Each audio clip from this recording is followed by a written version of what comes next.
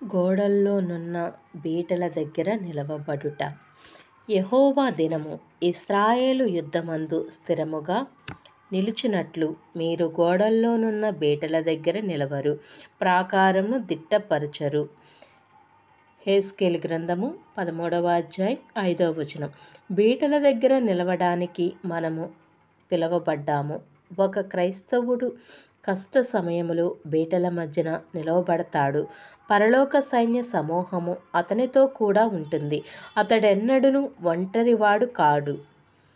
అందుకే బీటల దగ్గర నిలవబడి దేవుని కొరకు పోరాడును.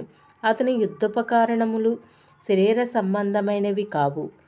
మా యుద్ధోపకరణములను శరీర సంబంధమైనవి కావు గాని దేవుని ఎదుట దుర్గములను పడద్రోయజాలినంత బలము కలవై ఉన్నవి.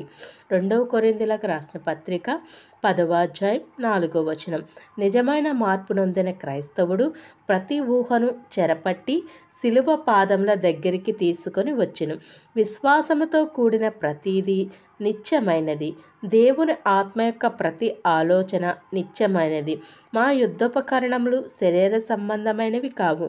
ప్రతి కరమనేది యుద్ధోపకరణములను మనం ఉపయోగించము. హానికరమైన ఉపకరణములను మనము వాడము. ప్రియులారా, మీకు మీరే పగ తీర్చుకొనక దేవుని ఉగ్రతకు చోటియ్యుడి. పగ తీర్చుట నా పని, నేనే ప్రతిఫలమిత్తును అని ప్రభువు చెప్పుచున్నాడు. రోమా రాసిన పత్రిక 12 అధ్యాయం 19 ప్రతీకారముతో నిండిన మనస్సు నిన్ను విశ్వాసరహిత మనస్సు నుండి, ప్రార్థనా శక్తి నుండి తొలగిస్తుంది. నిన్ను ఆశీర్వదించు వారిని ఆశీర్వదించును, నిన్ను దూషించు వారిని శపించును. భూమి యొక్క సమస్త వంశములు నీయందు ఆశీర్వదింపబడినని అబ్రహాముతో అనగా. ఆదికాండము 12 అధ్యాయం 3 ఒక దిన దైవజనుని ఎవరైనా దీవిస్తే వారు దీవింపబడులాగున దేవుడు ప్రకృతిని ఏర్పరచినాడు.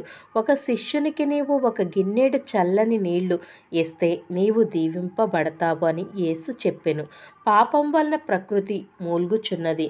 సృష్టి యావత్తు ఇదివరకు ఏకగ్రీవంగా మూల్గుచు ప్రసవవేదన పడుచున్నది ని ఎరుగుదము. రోమా రాసిన పత్రిక 8 అధ్యాయం 22 ప్రకృతిలో ఉన్న మంచి కార్యములను పాడు చేయులాగన ఒక పాపి తరంగములను పంపిస్తూ ఉంటాడు.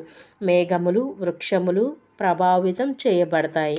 ఒక మనుష్యుడు నీతిమంతుడుగా తీర్చబడి పరిశుద్ధ ఆలోచనలను కలిగిన వాడైతే చుట్టూ ఉన్న ప్రకృతి ఆశీర్వదింపబడుతుంది. ఒక కుటుంబంలో దేవుని భయం ఉంటే అక్కడ సంతోషం ఉంటుంది. వారు ధనికులు కాకపోవచ్చు, కానీ తృప్తి గలవారిగా ఉంటారు. ఇది ఎంతో గొప్ప దీవెన. నీవు ఊహించిన దానికి వేరుగా దేవుని ఆశీర్వాదాలు ఉంటాయి. బీటల దగ్గర నిలవబడి దేవుడిచ్చు సర్వాంగ కవచమును ధరించుకొని నీవు పోరాడుతావు.